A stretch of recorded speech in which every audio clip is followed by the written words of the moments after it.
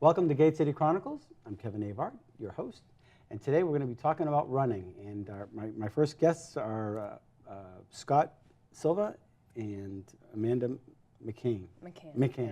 And welcome to Gate City Chronicles. Thank you. So we're going to be talking about running today. Yeah. You both ran the Boston Marathon. Yeah, we were, my first marathon, my first Boston Marathon a couple weeks ago. Yeah. And there was a lot about the spirit about this particular marathon because of the previous year. Obviously, there was the trauma and all that. Was that in the back of your mind as you started to run? I mean, it was definitely in my mind. I was worked in the medical tent last year. Been there for 3 years. Right. Physical therapist, working in the medical tent at the finish line. So when that all went down last year, I was there and became a first responder. So saw a lot of things you didn't want to see, and it was quite a year getting through that. And through my running, I used that as to cope with it and to really show. To really get through that. You were actually there last year? Yes. Yeah, and yes. so you were one of the first responders Yes. helping out people? Yes. Correct. And you decided to actually go ahead and do it this year? Yeah.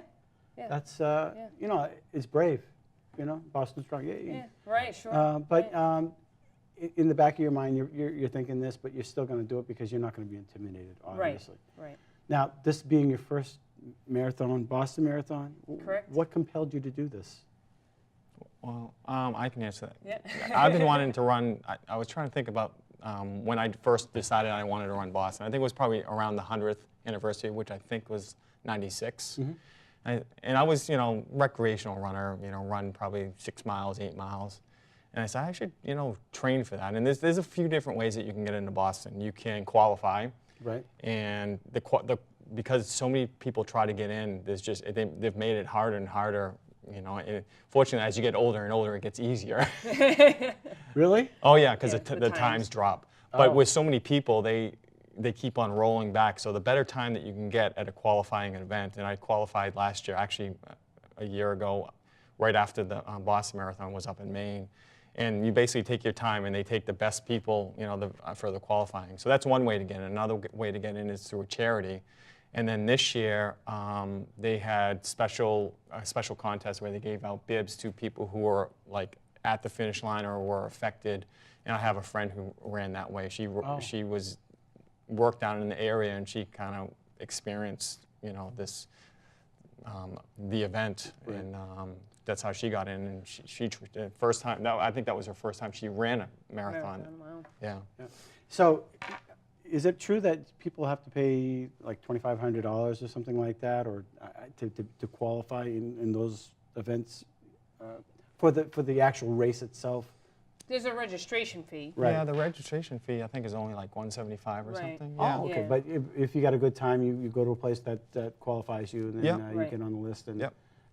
Now, do they put you in the front of the line depending upon where you're how you qualify? So if you're one of the best runners, do they put you at the front of the line? Well, the How way does they that work? well the way they do it is they had. I wasn't there last year, so I don't know if it was Yeah. the same last year. They had how many more runners this year? There were 36,000 this year, so I thought I heard something like 9,000 yeah, more about runners 9,000 This year? probably, Yeah. Oh, right. wow. So they kind of have different waves. Like first, I believe they let the wheelchair people Yep, go the first. mobility impaired, the Yeah. wheelchair, Then the women, the elite women, elite women, yeah. Right. And then they have like different waves, and I the was elite men, and then the waves. Yeah. So 4 waves total. Wow. 9 corrals in each wave, so 4,000 people in each corral. yeah. Yeah, it was amazing. That is, and of course you weren't one of the people in the tent this time. You're actually one of the runners. Right. I was telling you off camera that I didn't run a marathon. I walked one for the hunger thing, and I walked away with so many rashes that in places that I have a hard time explaining. But Yeah. I can only imagine what a marathon runner has to, Yeah. when you get down to that last 8 miles or 10 miles, what are you thinking? Ouch, ouch, can I do this? I don't think necessarily, ouch, it depends on your training, If you trained well, you're going to do fairly well, but you never know what the day's going to bring. Right. You never know what the temperature's going to be. We went through Boston, you train through the winter. Yeah. You're training in below freezing weather. It's hail, it's snowing. Right. You got hat on, you got gloves on, you got two layers of tights on. Then you come to Boston and you're in a singlet in shorts, Yeah. So Right. it's a lot different. I wasn't prepared for the heat, and that the last third of the race was just horrendous for me, and I ended up spending time in the medical tent. But and it was because of the weather. I don't usually like training on a treadmill. Right. But with being in New England, you have to get the run. You have to get the miles in. Yeah. And it's just easier to do it that way than to face traffic and the snowbanks. Tons of snowbanks and the ice. And We the have plenty of darkness that too. this year. Dark, There's yep. still snowbanks here at the Y. Yeah. I looked at it the other day at a lacrosse game. I'm thinking, honey, look, there's a snowbank there still. Like, oh my gosh, when is this going to end? So there are all other kind of charities there too. Sure. And that's how I got in. I decided that I really want to try to run Boston, and there's different ways to do it, and I decided I would like to run for charity. So I looked up the charities, and I found one, Camp Shriver, which is Eunice Shriver, who's a developer of Special Olympics, and I coached Special Olympics for about 8 years, so that kind of really fit in for me. And so what it is, it's a camp for kids with low income, kids with and without disabilities, and they use a sports camp to have them kind of work together as a team. And so, with that, each charity, you have to raise so much money. Ours was, we had to raise over $4,000, a runner. I ended up raising over $7,000 and had a great time doing it. Yeah. I mean, I had special events at Margaritas and Shorties, and I had a bowl-a-thon, and my friends and family, they just... All from Nashua area? Pretty much the Nashua area, and it was just fabulous, And then under that, we were under the Marathon Coalition, where we had a coach and a psychologist and a nutritionist, and every Saturday we met down in Newton. 240 runners met down in Newton, and they planned out a long run for us along the marathon course. So every Saturday, we did our training run on the marathon course. Oh, and it was fabulous. It was the most amazing experience. That's one thing I wish I had done. I hadn't run the course at all. I had seen parts of it, definitely in the end, the finish line, but never on the course. And you get to certain parts, you're trying to wonder, well, where is Heartbreak Hill, and where are these different places that you hear about? Where is Heartbreak Hill? Miles, well, it's like 17, 18. It's the Newton Hills start at 17. Heartbreak Hill, I would say starts at probably about 19 and a half, 20. Yeah. So, but the hills start about 17. There's a hill before Right after the Heartbreak fire Hill, because station. I remember getting up, going up that one hill and thinking, was that it? And then I realized, yes, that's not it. Not quite yet. And the tricky part about Boston is, it's the first up until like mile 15, it's all downhill. Yeah. I mean, it's not completely downhill, but it's a slight. It's a slight downhill. And it makes you run really fast, and I wasn't prepared for that. I wasn't prepared for like the amount of people just cheering you on. Like I thought that would be like just incredible, but in some ways it really makes you run faster. It gets your adrenaline going. The people out there, it was amazing. It was, it was 20 deep. Anywhere where there were people could be, there were at least 10, 20 people deep, if not more. That just got to lift you. Give you a big lump in the throat thinking, this is great. Yeah, we're not going to be stopped. That's fantastic.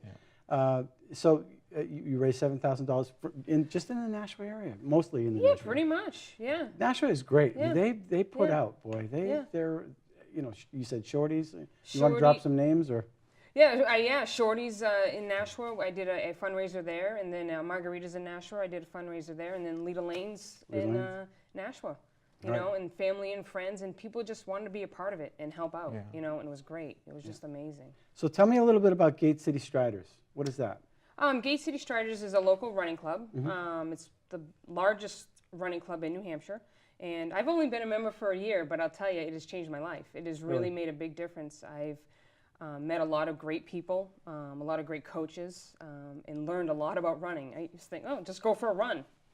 Oh, there's practicing in running. You have to practice to run, and just learning different techniques. Stretching, diet, speed work, hill work, hydration, pacing, hydration, all that great stuff. And it's just a great club. It's for anyone of any ability.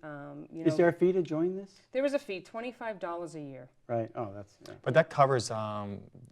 There's a Grand Prix races that are held throughout New England, and I think that if you're a Gate City Strider member, I believe that covers those race fees. It covers it as long you got to volunteer and help out and do your volunteering, and then then pretty much they'll cover some of those races for you. Yep. Now, they put on an event where there's an award apparently at some time of the year. For the Is it the Henry Renault? Renault, I believe. Yes, he was. You know more about. Yeah, it than I do, had. think. Yeah, Henry Renault is the only New Hampshire runner to have won Boston. It was in 1909, as we looked up, and that's so. And he's from Nashua. And that was the 13th race. That was the 13th. Yeah. Yeah. Interesting. And so they now how do you qualify for this award? Well, I believe what they do is it's the fastest female and male in New Hampshire Okay. that finishes the Boston Marathon gets that award. Do they also include, say, the wheelchairs or special handicap? That I'm not sure Or, of. or yeah, should yeah. better yet, all four waves. Right. Somebody Yeah. that qualifies from all Right, four waves. right. Yeah. Right. Yeah. Oh, that's very interesting. Now, there's a Facebook page too, right, for Yes. the Gate City Striders? Yeah. And how long have you been a member of that? Just a year. Just a year. Just a year. Yeah. Yeah. Yeah, one of the things I never did until probably like the last 5 years, I had met a few people from Gate City Striders, is running with people. I always ran solo, and I enjoy it. Obviously, if you're running, if you're doing a lot of training, you just have to get those long runs in, and a lot of times it's by yourself. But just running with other people has made such a huge difference, and just it just brings a whole other factor to it. I mean, you can run with a group of people and pull away, put in like 10 miles, and it's like a You don't blank. even realize it. Yeah. Yeah, which also brings up another topic. Usually when you go to the gym or something and you see everybody on the treadmill, everybody's plugged in, right? They're looking at the TV, they're plugged in, they're not really acknowledging, you're kind of zoning out, and hopefully that gets you through your workout. But you're not necessarily plugged in when you're running with the Gate City Striders. You're basically having a conversation, you're pushing each other on and encouraging each other on. Yeah. That's kind of right? Yeah. Absolutely. Yeah. Yeah. Yeah, I have a few. The few of the people I run with, we talk politics, and usually when we do that, the miles just That'll get your heart melt racing. away. Yeah. Yeah. Yeah. Right. Like for instance, last Saturday we all met at Parker's Maple Barn in Mason. There was like 20 of us maybe, and we met there and we went our different distances. Everyone got in different groups and did different distance runs. I think we went anywhere from like 6 miles. Some people did a little more, and maybe 12 to 14 miles. Then we met up again and all had breakfast at Parker's after. Oh, see, that's neat. It's a community. It's an amazing community of running. It You're really finding is. that all throughout Nashua. I don't care what Yeah. what program you get into. It's everywhere around here. Now, when somebody comes into the group, I'm not much of a runner. I want to try it. I mean, what's the intimidation factor? Nothing. It's so encouraging, and you just people are so welcoming, and just help them out. In the track, we do track groups on Wednesday nights at South, and there's different pace groups.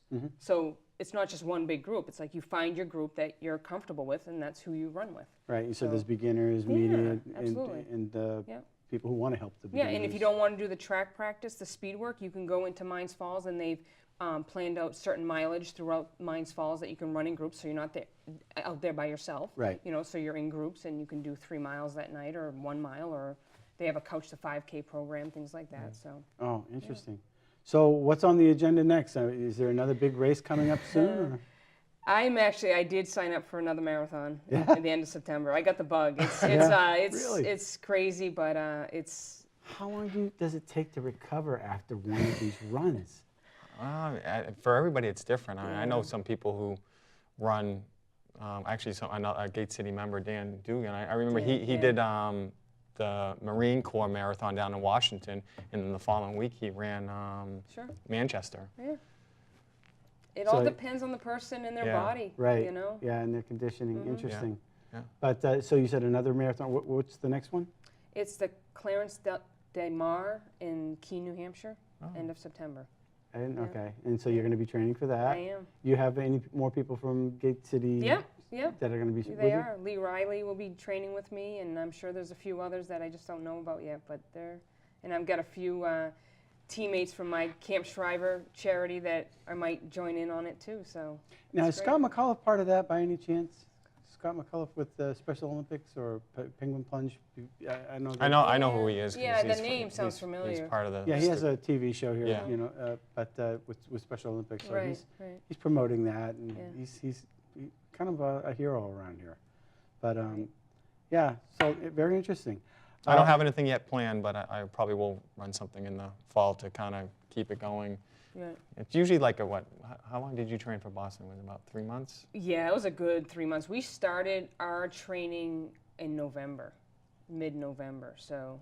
But once you've done one marathon, you have to train for another one, aren't you already?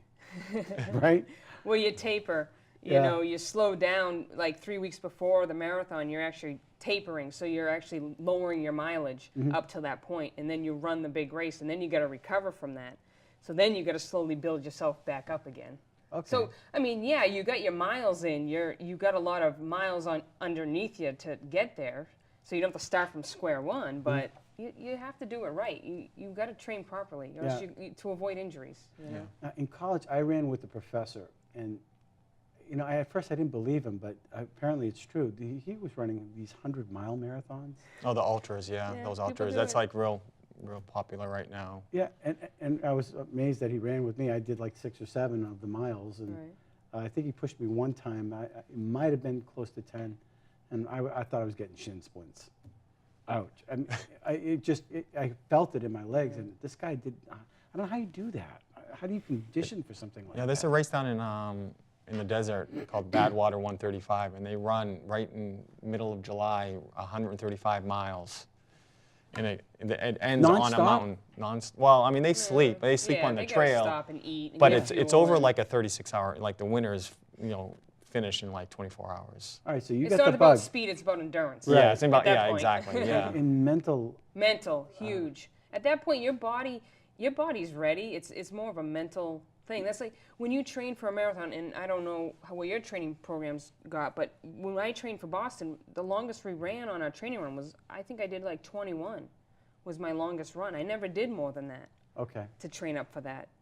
Some people are different, but pretty much if you can run that, you can finish off the you next. can finish it off. Right. Yeah, And that's when it becomes the mental challenge. sure it does. Right. Yeah.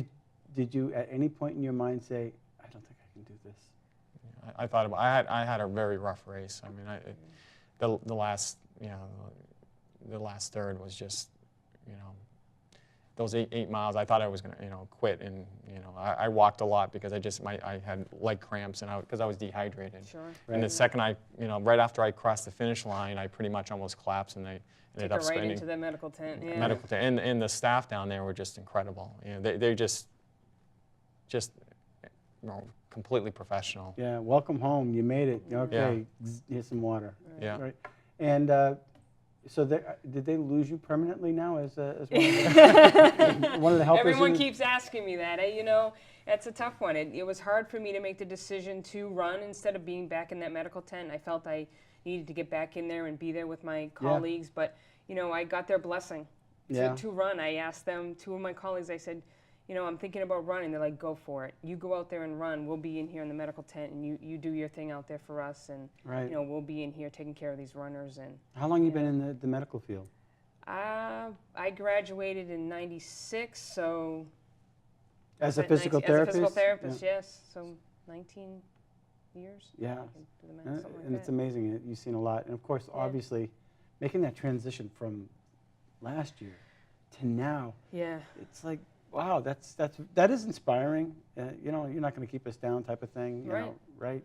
Right, and that was for all the runners to come back and run, because the other thing that made more runners this year was also the runners who didn't finish last year. They got bibs to run this year. Right. So that made the entry amount a lot more. I think that's what added to the field of runners this year. Right. And for them to come back and finish what they weren't able to finish last year was huge. Yeah. I thought there was a little blurb about somebody that was trying to make some commotion in the beginning. He had a backpack on and all that kind of stuff. That was for the the night of the anniversary. Night of the champion. Yeah, he had like some kind of rice cooker with confetti or something. Yeah. Yeah, he felt the need to get popular. Yeah. I wish him well. I mean that kind of sarcastically. That's just something that. I think I heard with the amount of crowd. I mean, there was just. I don't know what the estimates of the crowd, but they said there was only like 1 arrest. And the thing you see that when you're running the race is it's 10 o'clock in the morning, and it's a party atmosphere. I saw a lot of people drinking. Yeah, how about even before we got to the start line? Oh, yeah. There were people partying along the corral because we had to walk about a little less than a mile to get to the start Yeah. line, and it was already party time. Oh, Right. yeah. The best thing, one of the best things I saw was we're getting to the start line, and these guys hanging out. There's beer cans all on the ground, and they have a sign. I don't know if you Yeah, I saw saw it. beer, donut. Beer, donuts, cigarettes, and they're trying to hand us the beer. Yeah. It was a riot, but you know, it's Yeah. good for them. While you you're know? running, right? But they're Yeah. cheering us just to get to the start line, Yeah. and you know that's what carried me through the marathon was the amount of people out there. I had people, friends, family, Gate City Striders, running friends, coworkers from mile 3 to mile 26.2. I probably had at least 20 people out there. I think the biggest challenge was trying to remember where everyone was and trying to Yeah. find them, you know. Yeah. So, but it was amazing. And that's actually a nice distraction too, thinking Sure that it as you're was, looking for right. somebody, or maybe you're around the next corner, you're not Right. thinking about all the other things that Right. might be distracting you, Right. or wearing you The down. support was amazing. Every time, towards the end, every time I would stop and try to just get through the cramps, as soon as I picked it back up, the crowd would just start yelling your bib number. Good going, keep it going, just Oh, keep yeah. it going. You're almost there. Yeah, it's just. They'd be try to hand you oranges, water, Yeah, ice, bananas. sponges, bananas, Twizzlers, Yeah. you name it, you know. Vaseline. Vaseline. That's the first time I've Vaseline. ever seen Vaseline on Yeah. a race course. Yeah. Yeah, I can understand why, Yeah. though, honestly. Well, let's close out the show here. Are there any final thoughts about the marathon that you want to leave with our viewers? Or And the only thing I can say is I have to go back because I have to enjoy the whole thing. That's my goal, is to run it again so that I can just enjoy it. And you don't have to be a professional athlete to get involved with this. You can join like the Gate City Striders, Oh, no. and they'll get you. If you want to, hey, run a marathon. You're never If too you old. want to run a 5K, you want to run a 10K, you want to run a half marathon, or you just want to run. Right. Yeah. You don't have to run races. If you just want to get out there and meet people and be healthy and get out there and enjoy it, get out there and enjoy it. I really think anybody who really wants to do it can do it. Yeah. Can run Absolutely. There's a run support marathon. group, I mean, and here's one of them. yeah, Right. and they can they have coaches over there and true professionals, and they can help you meet your goals. And if in 2 years or whatever you want to run a marathon, it can definitely help you. Yeah, Absolutely. interesting. Well, thank you for coming on Gate City Chronicles. Thank you. Thank you. All right, we look forward to having you again. Yeah. Yeah, especially if you're going to be raising funds for the next charity. Sure. This is the place to do it. All right. So, thank you for watching Gate City Chronicles. We hope you enjoyed this show, and we look forward to seeing you again. Until then. Gate City Chronicles has been sponsored by Aardvark, the Dean of Clean, a local carpet cleaning here in Nashua, New Hampshire. You can contact them at 521-7657. Thank you.